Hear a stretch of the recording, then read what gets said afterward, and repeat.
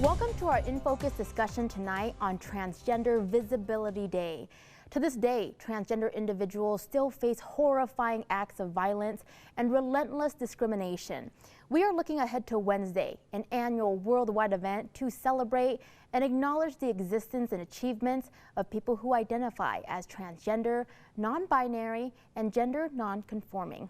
Joining us first to kick off the conversation live in studio is Kelsey Kehoe, Youth, Family, and Education Manager at the Utah Pride Center. Kelsey, thanks for being a part of our discussion tonight, and welcome to the show. Yeah, I'm glad to be here. Kelsey, could you share a little bit about your lived experiences as a transgender person and the work that you do now at the Utah Pride Center?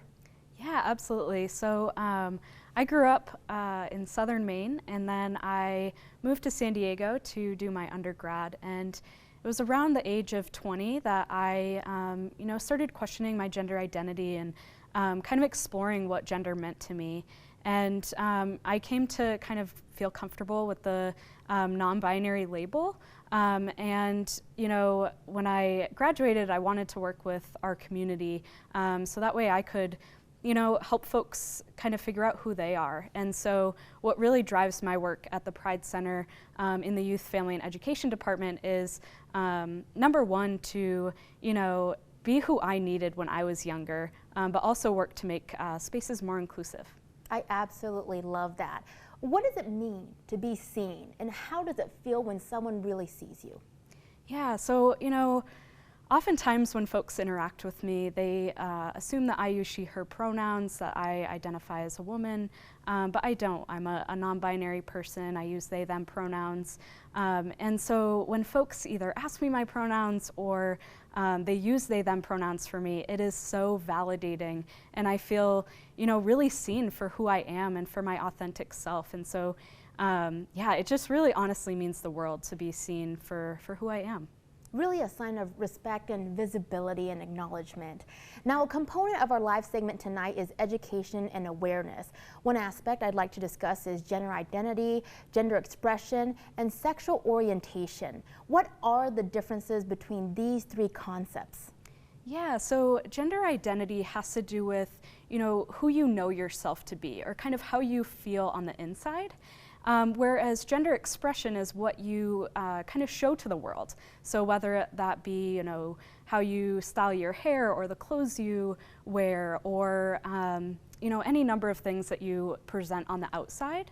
And then sexual orientation is based on our attraction and who we find attractive. And when we base our attraction based on gender identity, that's when we get sexual orientation. Now, the process of transitioning isn't always or just about surgery. What other parts does this include? Yeah, so there are a variety of different ways that folks may choose to transition. So that could be, changing the clothes that one wears, or changing their hairstyle or their voice. Some folks do undergo surgical procedures or hormone replacement therapy, but some folks don't. And the biggest thing is, transition is not a requirement for somebody to be transgender. And somebody can, transition in a variety of different ways. Now, how difficult was this past legislative session for Utah's transgender community? I know there were several bills that impacted transgender individuals in our state. What were you observing as far as the emotional and mental impact that this had? Yeah, so, I work very closely with our youth and our families, and we had a lot of discussions about, the bills trying to ban trans girls from girls' sports. And, our youth were really frustrated that this was even a conversation. And, we had conversations and discussions around the trans healthcare bill. And a lot of our youth started kind of questioning how they might access hormones or puberty blockers, and I could really sense the anxiety and the turmoil that a lot of our youth were going through as these bills were debated. So this leads me to our next question. How can cisgender allies support their trans peers, co-workers, classmates, and friends? Yeah, absolutely. I would say the biggest thing is to try to continue to educate yourself on some of the experiences that folks in our community face, and really listen to what folks in the trans community are asking for support in. So, you know, if a friend or a coworker or a peer is asking you to use a certain name or different pronouns for them, do that. If somebody is asking you to be an ally and correct other people when they use the wrong pronouns for you, do that. And you know, just really listen to what the trans community is asking for, to really just show up and be an ally, and not just when it's convenient. You know, we don't get to choose when to be trans and when not to be trans, and so we really need folks to stand up and advocate for us. That's a stigma we're really trying to get rid of, is that being trans is not a choice, right? Last question for you, Kelsey, since you work with youth. How can parents, teachers, and administrators better support students who are trans? Yeah, that's a great question. I think, you know, the biggest thing is looking at policies, you know, making sure that students are able to show up to school as their authentic selves, whether that be with dress codes, whether it be being able to access the locker rooms and bathrooms that align with their gender identity, being able to use their names and their correct pronouns in the classroom. We offer trainings for LGBTQIA+ 101 for parents and caregivers, for teachers, and so you can come to these trainings and learn how you can be a supportive adult in our youth's lives. A lot of great things said in this conversation. You've been hearing from Kelsey Kehoe, Youth, Family, and Education Manager at the Utah Pride Center. Kelsey, thanks for being here to share your personal experiences, as well as helping us educate and raising awareness about our transgender community members. We'll be right back. Thanks, Rosie. Many people don't know, but they do know somebody transgender. We are professionals, we have jobs, we have families, we have friends. We are people just like anybody else, and we deserve the same respect. That was Dallas Rivas and Olivia Jaramillo back in November 2019, who were two members of Utah's transgender community. Utah is 6th in the nation for the highest suicide rates, and the current rate of attempted suicide for transgender people across the country is a staggering 51%. Thanks for staying with us for our second In Focus discussion tonight on Transgender Visibility Day. Joining our conversation next is Dirk, who requested to only be identified by their first name. They are the co-chair for the LGBTQIA Committee for Black Lives Matter Utah. Dirk, thanks for being here tonight. We appreciate your time. Thanks for having me. Dirk, could you share a little bit about your lived experiences as a transgender individual and the work that you do now? I understand that you accidentally came out as non-binary about 17 years ago. While we were in high school, this was the first time I was ever asked to identify as a gender. I was presented with the options of, do you identify as a male with he pronouns, a female with she pronouns, or something else? And that was the first time it just did not feel right to identify as either male or female. And so I've lived my life 17 years later as I identify as Dirk. I am agendered, and it's just been so refreshing to live my own truth.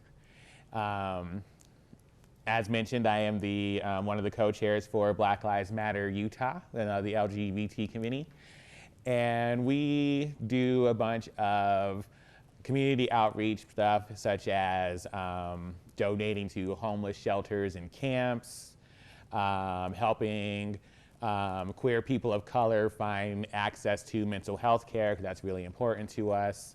And currently we are working on creating a alternative Pride Center, the People's Pride Project, which will be focused specifically on issues that are specific to the queer trans people of color community in Utah. I love that. To you, Dirk, what does it mean to be seen, and how does it feel when someone really sees you? To be seen is it's that external validation that everyone says they don't need, but they really actually do. So like when someone recognizes my pronouns or asks me before assuming and whatnot, it's like, oh wow, you actually do see me and want to learn about my lived experiences and whatnot. So it's just like a breath of fresh air. Now, BIPOC, which stands for Black, Indigenous, People of Color, have been murdered simply because of their racial identity and are more likely to be targets of hate crimes if they are also trans, non-binary, or gender non-conforming. There are trans women being murdered at alarming numbers. How do the added layers of marginalization for cutie BIPOC make it even more dangerous and lethal to be visible? As a Black, queer, non-binary, I get asked this a lot, actually. Like, so you're already marginalized being Black and queer as is. Why would you add being non-binary to the mix? And then you have to just think about, why is it that these people are being targeted? And it's because of, in my opinion, it is because of misogyny. Like, people don't hate gay men because they have relationships with men. It's because they're men who act like women. And because of that, they are targeted more often. And as such, we have had more transgendered people of color murdered than we've had gays last year. And I feel each and every one of them. And it's just, again, recognizing what it is that is making these people targets and then ending that way of thinking. Wow, Dirk, how can cisgender allies support their trans peers, co-workers, classmates, and friends? Again, educating themselves. Like, we now have access to a world of information in the palm of our hands. There are many trans authors, trans professionals who are well-versed in this topic that you can learn a thing or two from. It is recognizing people's experiences rather than talking over their experiences. And again, just seeing people for who they are. And how do parents of cisgender children educate them about the transgender community? Again, meeting people who identify as transgendered, non-binary, agendered, all of that, so that they can get an understanding of what it is like to be that. Eventually, I want to see a queer trans big brother, big sister, big broster even, so that these children who are growing up living these experiences can find someone who also the same support that a cisgendered person can have with the Big Brothers Association. Great hearing from you. You've been hearing from Dirk, co-chair for the LGBTQIA Committee for Black Lives Matter Utah. Dirk, thanks for being here to share your personal experience and joining our conversation for Transgender Visibility Day. Thank you. We'll be right back. Welcome to our third and final In Focus discussion tonight on Transgender Visibility Day. Rounding out our conversation tonight is our final guest, Nick Artiaga, Community Program Coordinator for the Utah Pride Center. Nick, thanks for being here tonight and joining our discussion. Thank you, Rosie, for having us. Nick, this is a question I've asked all of our guests. Could you share a little bit about your lived experiences as a transgender individual and the work that you do now? Absolutely. Yeah, so I come from a really big family. I'm from Southern California. I'm the second oldest of 10 siblings. And we were actually raised really religiously, we'll say. And so there wasn't a lot of room for exploration of gender identity, sexual orientation, or any of the things that I felt in congruency with what I was learning at that time. So it was a little bit difficult. It was very lonely. But eventually, I started Googling terms and concepts, and eventually I found Tumblr and the Utah Pride Center's adult transgender support groups, and it allowed me an opportunity and a time and a place to process all of the things that I was feeling and get that validation that I wasn't able to get anywhere else at that point in time. And then I started volunteering with the Utah Pride Center on the Gender Evolution Planning Committee, and for the last year, actually March of 2020, I started my career as a community programs coordinator at the Utah Pride Center. So I've come full circle, and I'm very grateful for all of my experiences at the Pride Center. I love that. Thank you for sharing your personal experiences, as well as thank you to all of our guests for doing that. Now, let's talk about some numbers, data, and statistics. Where do we stand when it comes to our transgender community members? Yeah, it's quite startling, to be honest. I think Utah rates number 6 out of the entire country as far as highest suicide rates. But about 60% of our students who identify as transgender have contemplated suicide at some point, compared to about 16% of overall students. And transgender folks in general, about 47% have attempted suicide. So it's not somebody who's just not contemplated it, but actually tried to follow through with the act because of the violence and the bullying and the harassment that they've experienced in different parts of their lives. But on the flip side, recognizing somebody as they are, using the correct name and pronouns, actually greatly reduces those numbers. So everybody does have an important role in those numbers. I agree with you. These numbers are absolutely staggering. Now, I asked Kelsey this question, but I feel like everyone has their own unique answers, so I'm going to ask you too. Okay. A component of our live segment tonight is education and awareness, so I'd like to discuss gender identity, gender expression, and sexual orientation. What do you think are the differences between these three concepts? Absolutely, yeah, they're often conflated, so I think it is important to differentiate. I would say gender identity is how you feel about yourself, how you feel in your mind and in your heart, essentially. These are things you cannot see, these are things you cannot observe. You can only take, the truth as that person relays their gender identity to you. It's not up for debate. And then attraction is more of like who you are emotionally attracted to, who you are romantically attracted to, which, as Kelsey said earlier, a lot of sexual orientation depends on what your gender identity is. So it could get a little nuanced there. And gender expression essentially is how you appear outside. So like Kelsey said, how you wear your hair, how you style it, how you dress, and things like that, your pronouns. So there's a lot that goes into it, but overall, we just want to be respected like everybody else. So if somebody gives you a name, and pronouns to use, it's no big deal. Just do it. Nick, what are some cultural, legal, and economic challenges that transgender and non-binary people still face today? How difficult can it be for someone to live openly and authentically? Yeah, it's a huge deal for somebody to live authentically, but the reality is a lot of transgender people, when they come out, they face rejection at every turn. So they're kicked out of their homes, they're fired from their jobs, their partners, may not be able to deal with, this new thing that their partner is feeling inside. I mean, there's rejection at all turns. A lot of people end up homeless, and because they don't have a job, they have no means to provide for themselves. They don't know where their next meal's coming from. About 40% of our youth that is homeless actually identifies as LGBT.